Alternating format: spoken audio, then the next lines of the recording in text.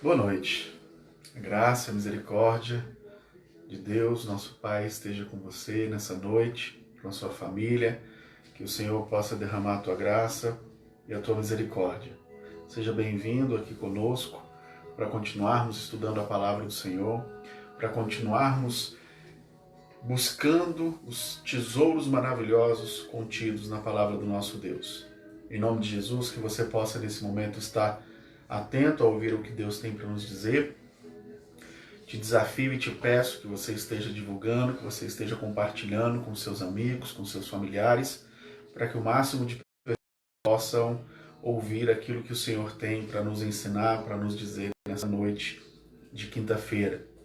Mais uma vez, seja bem-vindo, em nome de Jesus. E nós gostaríamos de iniciar nesse momento orando, clamando e buscando a face do Senhor, para que Ele possa falar conosco, para que Ele possa ministrar aos nossos corações. Portanto, vamos orar nesse momento, buscando a face do Senhor. Pai bendito, Deus de eternidade, nós te adoramos, te glorificamos e te exaltamos pela graça que o Senhor tem derramado em nossas vidas. Te louvamos e te agradecemos, ó Deus, pelo doce privilégio que nós temos de termos acesso à Tua palavra bendita, de podermos, ó Deus, buscar e ter essa comunhão contigo. Em nome de Jesus, nós te agradecemos, ó Deus, porque nós temos acesso a essa ferramenta, Pai, via internet, via web, para levar a Tua mensagem, para falar do Teu amor, para anunciar, ó Deus, que somente Cristo Jesus é a solução, é a salvação, é aquele que pode verdadeiramente derramar graça sem medida sobre as nossas vidas. Porque o Senhor, ó Deus, é o autor e o consumador da nossa fé. Pai, em nome de Jesus, neste momento, eu clamo a Ti, ó Deus, por todos aqueles que estarão assistindo este vídeo, que o Senhor possa estar abençoando, que o Senhor possa estar derramando a Tua graça, que o Senhor possa estar alcançando. Clamo a Ti, ó Deus, que a Tua palavra possa encontrar em nós corações dispostos a Te obedecer, que a Tua palavra possa encontrar, ó Deus, em nós corações que estejam dispostos, ó Pai, a nos arrependermos, a nos consertarmos, a buscarmos, ó Pai, a Tua face e a Tua graça. Em nome de Jesus, ó Deus, que o Senhor possa nos usar de maneira, ó Pai, maravilhosa para a manifestação do Teu amor, para a manifestação da Tua graça. Que em nome de Jesus nós possamos aproveitar este momento de isolamento para buscarmos uma comunhão contigo. Que esse momento de isolamento não sirva de desculpa, ó Deus, para nos isolarmos do Senhor, mas que sirva de força, ó Pai, de motivação para buscarmos cada vez mais o Senhor, para abençoarmos cada vez mais pessoas, para falarmos cada vez mais do Teu amor, para demonstrarmos, ó Deus, o amor de Deus na prática, para levarmos uma palavra de esperança. Que a Tua igreja, ó Deus, possa se mobilizar para levar, ó Deus, uma palavra de esperança a todo aquele que carece, a todo aquele que necessita, nesse momento de desespero, de dificuldade, de isolamento. Em nome de Jesus, mais uma vez eu te peço, ministra e fala conosco, ó Pai, através da Tua palavra, para a honra e glória do Teu nome. Assim nós te pedimos, em nome de Jesus. Amém. Mais uma vez, seja bem-vindo, seja bem-vinda. Que o Senhor possa te abençoar, que o Senhor possa derramar sua graça sobre você, né? Que você aí se sinta abençoado, agraciado com o Senhor, mesmo estando distantes, que você possa sentir aí o nosso abraço, o nosso carinho, o nosso conforto, né? Mas principalmente sentir aí que a graça do Senhor está com você, que a graça do Senhor está conosco, né? Por mais que estejamos no momento de isolamento, se isola de nós, o Senhor jamais se distancia de nós, o Senhor jamais se afasta de nós. Então aproveite este momento para estar cada vez mais perto, cada vez mais próximo do Senhor, né? E aproveitar esse aconchego do Pai, tá certo? Convido você aí, se tiver acesso à sua Bíblia, a abrir no livro de 1 Coríntios, capítulo de número 5, nós vamos dar continuidade, né, à leitura do texto, ao estudo do livro de Coríntios. Nós vamos então aproveitar esse momento para continuar aprendendo um pouco mais daquilo que o Senhor tem para nos ensinar nesta noite. Então, se você tem acesso à sua Bíblia, abra aí no livro de 1 Coríntios, capítulo de número 5. Nós vamos ler todo o capítulo, é um capítulo pequeno, só são 13 versículos.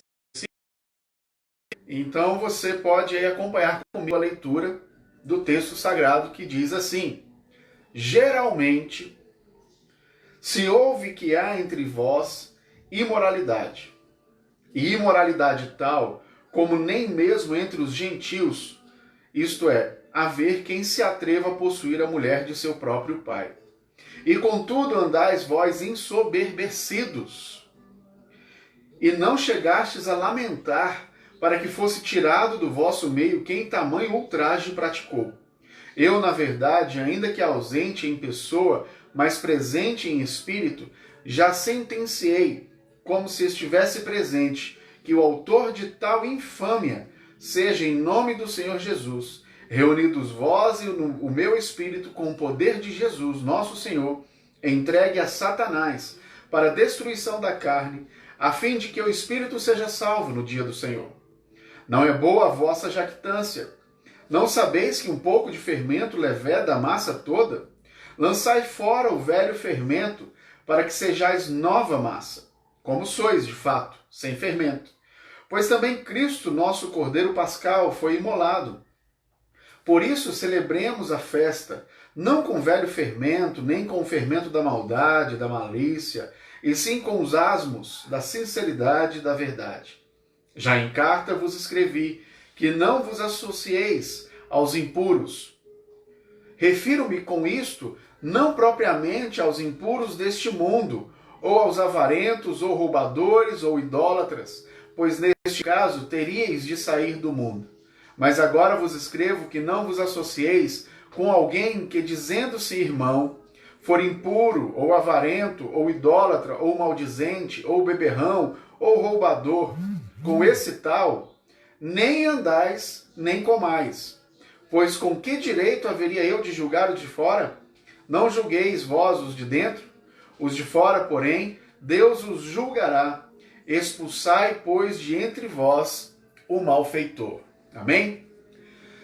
Como eu já disse em outras ocasiões, e eu quero voltar a frisar nesse momento, Paulo, quando ele escreve as suas cartas, ele não está escrevendo para aqueles que não conhecem, para aqueles que, como a Bíblia declara, são gentios, ou seja, são distantes, que não pertencem ao povo de Israel, mas Paulo ele escreve principalmente, especificamente, como instruções para o próprio povo, para a própria igreja. Então Paulo escreve ali naquele momento para as igrejas que ele tinha plantado, para as igrejas que ele tinha evangelizado, para as igrejas que ele tinha ensinado, para as igrejas que ele tinha iniciado os trabalhos, né? Então Paulo escreve essas cartas como meios de instrução, né? Porque, como ele mesmo diz no texto, ele está distante, então pela distância ele instrui por meios de cartas. Hoje nós temos como meios de instrução as redes sociais, né? Mensagens via WhatsApp, mensagem, né, por vídeo, como nós estamos fazendo, pelo próprio telefone, fazendo uma ligação, são meios pelos quais talvez Paulo utilizaria se ele estivesse nos nossos tempos, né?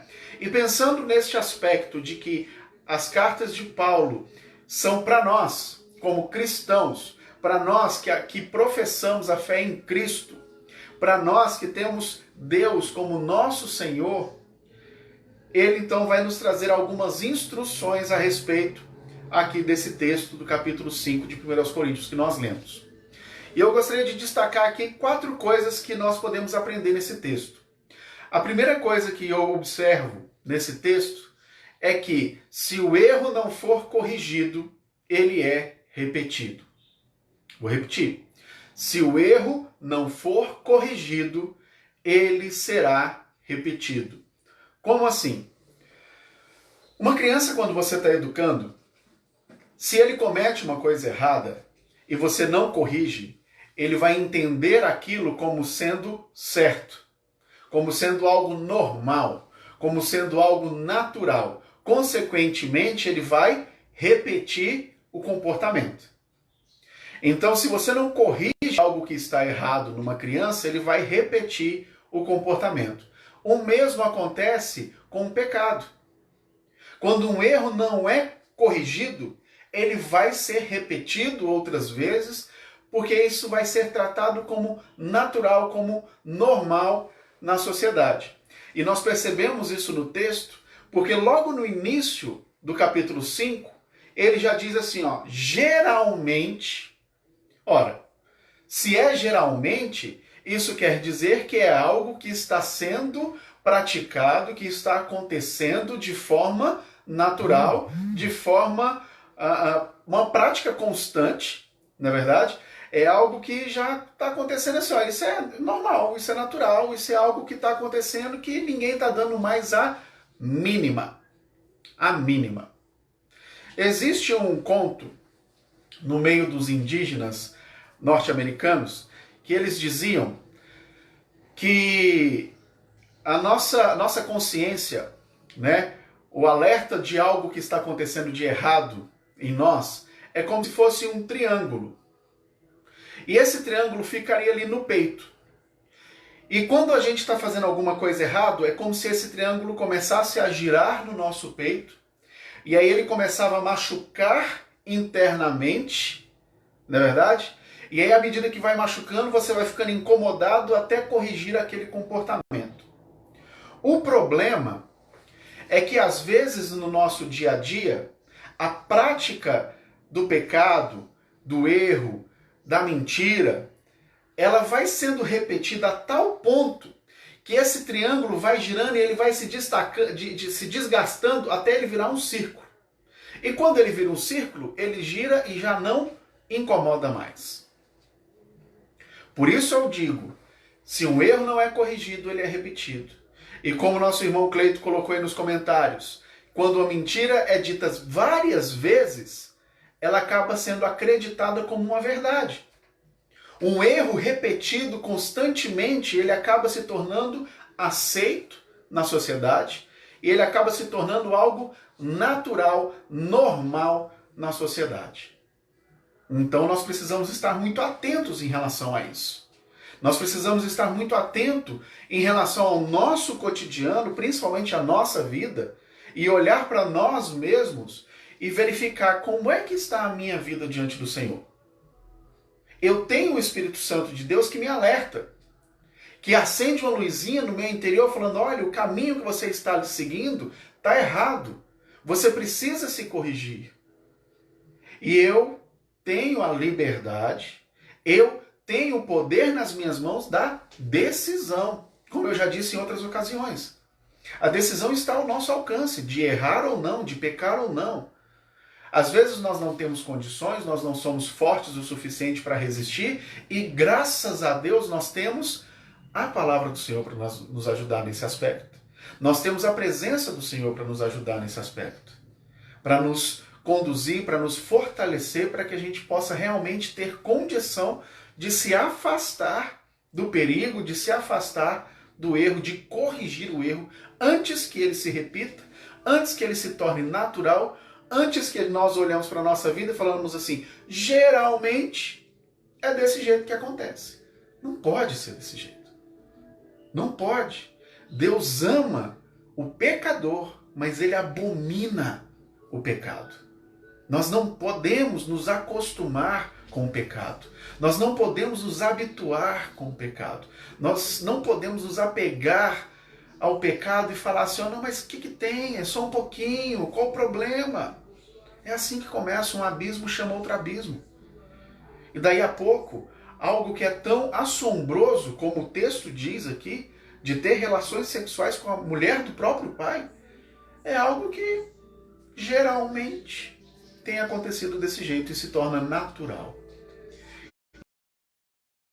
Esse texto, se um erro não é corrigido, ele vai ser repetido.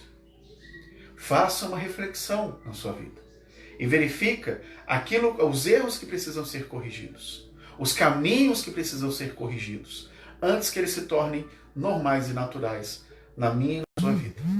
Tá certo? A segunda coisa que eu aprendo nesse texto é que a tolerância com o pecado se torna arrogância contra Deus. De novo, vou repetir. A tolerância com o pecado se torna arrogância contra Deus.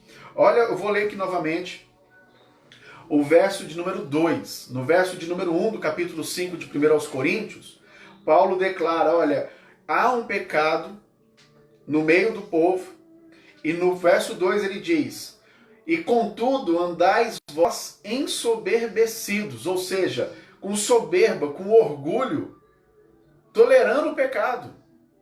As coisas estão acontecendo dentro da sua família, as coisas estão acontecendo dentro do seu ciclo de convivência, de amizade, e nós nos tornamos tão tolerantes com o pecado que nós acabamos sendo irresponsáveis e arrogantes diante do Senhor.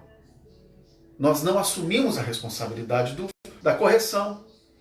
Há quem diga, e isso é prática, né, no direito, que se você é cúmplice a partir do momento que você se torna ali conivente com o erro. Então, se está tendo tráfico dentro da sua casa e a polícia chegar na sua casa e encontrar lá, você pode não estar traficando, mas você permitiu que acontecesse dentro da sua casa, você então é cúmplice do crime. Isso também é verdade em relação ao pecado. Aquele que pode fazer o bem e não faz, comete pecado diante do Senhor. Nós que estamos vendo as coisas erradas acontecendo ao nosso redor e não ajudamos, e não corrigimos, e não repreendemos, e não instruímos, estamos sendo também conivente com o pecado. E, consequentemente, nós nos tornamos, então, culpados. Porque nós podemos fazer o bem e não estamos fazendo. Está vendo erro? Corrija. Está vendo algo acontecer? Eu não estou dizendo, irmãos, pelo amor de Deus, eu não estou dizendo para sair fazendo fofoca. Não é isso. Eu estou dizendo para você chegar na pessoa que está em erro, e conversar com essa pessoa. Levar ela à reflexão, para que ela possa reconhecer o seu erro e mudar. Para poder sair espalhando aos quatro ventos que o irmão fulano de tal está fazendo coisa errada. Porque aí, além de você estar expondo, ainda está fazendo fofoca e fica pior ainda, né, a prática do pecado. Não é verdade? A tolerância, nós não podemos ter tolerância com o pecado. Nós precisamos ser tolerantes com o pecador. Nós precisamos amar o pecador, mas nós precisamos ser rígidos e duros com o pecado, corrigindo em amor uns aos outros. Tá certo? Nós precisamos corrigir em amor uns aos outros. Isso é ser igreja. Isso é ser família bendita do Senhor. Isso é ser irmãos. Eu sempre gosto de lembrar que o fato de nós nos tratarmos como irmãos é pura e simplesmente porque nós temos o mesmo Pai. Porque corre em nossas veias o sangue de Cristo. E a nosso favor. E nós precisamos viver essa irmandade. E essa irmandade passa pela repreensão, pela correção, pela instrução, em amor uns dos outros. Amém? A terceira coisa que eu aprendo com esse texto é que absolutamente todo pecado tem consequência. Todo pecado tem consequência. Suponhamos que a pessoa ficou aí 40 anos da sua vida alcoólatra, né? E quando eu digo alcoólatra, é literalmente mesmo com álcool, com cachaça, vivendo aí à beira da sociedade, largado no chão, caindo de bêbado, e depois de 40 anos ele se converte, aceita Jesus, vai para a igreja e descobre um câncer. Ué, a pessoa está colhendo 40 anos de pecado. Ele está colhendo. Todo pecado tem consequências. Todo pecado gera consequências. E aqui no texto nós vemos claramente a respeito disso. Todo pecado ele vai ter consequência. Não espere você que o pecado que nós estivermos cometendo, independente de qual seja, ficará impune, porque não vai. Ao tempo certo, nós seremos cobrados a respeito dessa prática pecaminosa, qualquer que seja que estejamos fazendo. Existe o ditado que diz que mentira tem perna curta. Por que tem perna curta? Porque em algum momento alguém descobre. Não se engane achando que podemos esconder alguma coisa de Deus, porque não podemos. Nós podemos colocar uma capa de super crentes, uma capa de super cristão e enganar a sociedade inteira. Mas diante do Senhor nós somos um livro aberto. Somos transparentes diante do Senhor. Porque Ele conhece e vai lá no íntimo do nosso coração e vê se há em nós algum caminho mau. Esse é o poder da palavra de Deus. Ela é tão penetrante, capaz de dividir até a medula óssea ali, capaz de dividir alma e espírito para discernir pensamentos e emoções. Não se engane. De Deus nós não podemos esconder absolutamente nada. Somos um livro totalmente aberto aos olhos do Senhor. Eu posso estar falando com vocês aqui agora nessa noite e estar tendo uma vida de pecado e ninguém fica sabendo, mas o Senhor sabe. E o Senhor vai cobrar. E o Senhor cobra. Por isso, nenhum pecado fica sem consequência. Se estamos andando, trilhando algum caminho errado, algum caminho de erro, algum caminho que desagrada ao Senhor, é tempo de correção. É tempo de reflexão. É tempo de corrigir para que não se torne uma prática rotineira na nossa vida. Aproveite este momento de isolamento das pessoas para se aproximar do Criador, do Senhor, de Deus, para que Ele possa sondar o nosso coração, para que Ele possa examinar a nossa vida, nos apontar onde precisamos corrigir, para que a gente possa realmente viver uma vida de integridade diante do Senhor. Um teólogo certa vez disse, e eu gosto muito dessa frase, ele disse assim, que quanto mais nós nos aproximamos de Deus, quanto mais nós nos aproximamos da palavra de Deus, do Senhor, mais os nossos cantos escuros da nossa vida são iluminados. O que isso quer dizer? Quanto mais perto de Deus eu estou, mais claro e visível vai ficando para a minha vida os meus erros e os meus pecados. E aí então o que eu vou fazer? Eu vou conseguir visualizar aquilo que eu estou errando para corrigir e andar nos caminhos do Senhor. Até agora nós vimos que se o erro não é corrigido, ele é repetido. Nós vimos que a tolerância com o pecado é arrogância diante do Senhor. Nós vimos que todo pecado tem consequência. Mas eu não vou finalizar dessa forma. Nós precisamos sempre lembrar que toda disciplina é uma expressão de amor do Senhor. O Senhor corrige a quem ama. Hebreus 12:6 vai dizer a respeito disso. O Senhor disciplina, o Senhor corrige a quem ama. Todos nós que somos pais, quando corrigimos um filho, é justamente para que ele se torne uma pessoa melhor. É justamente para que ele se torne uma pessoa de bem, um homem de bem, uma mulher de bem.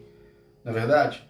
Eu posso até ter quase certeza que todos nós, todos vocês que estão me assistindo, em algum momento da nossa história nós levamos uma surra dos nossos pais. E isso não matou ninguém, muito pelo contrário, isso nos levou a ser pessoas melhores. As correções que recebemos dos nossos pais serviram para nos trazer onde nós estamos hoje. Serviram para nos fazer pessoas de bem, homens melhores, mulheres melhores para a própria sociedade. Toda disciplina é uma expressão de amor. Permita que o Senhor te discipline. Permita que o Senhor venha realmente a sondar o seu coração, te mostrar o que precisa ser corrigido e corrija. Corrija. Você saber de nada adianta sem uma decisão e uma ação. De nada adianta. Tem uma historieta que eu acho muito bacana, que diz assim, que existiam num tronco de árvore, existiam 5 sapos. 4 deles decidiram pular. Quantos sapos ficaram no tronco? 5 sapos. Por quê? Eles decidiram, mas não fizeram nada. Se você decidir e não fizer nada, de nada adianta. Não passa de um projeto. Então é necessário que haja uma decisão e uma ação. Decida nessa noite a não cometer os mesmos erros, a se permitir ser corrigido, a fazer as coisas de forma correta diante do Senhor. Não seja mais tolerante com os erros, com os pecados. Seja tolerante com as pessoas. Assuma as consequências, assuma a responsabilidade daquilo que diz, daquilo que faz, dos nossos erros. Aceite a disciplina do Senhor. Isso é uma ação que nós precisamos fazer. Como eu disse antes, a decisão está nas nossas mãos, mas a decisão sem uma ação não é nada. Não é nada. Não é uma questão de tentativa e erro. É uma questão de decidir ser uma pessoa melhor. É uma questão de decidir andar nos caminhos do Senhor. A resposta está sempre aqui.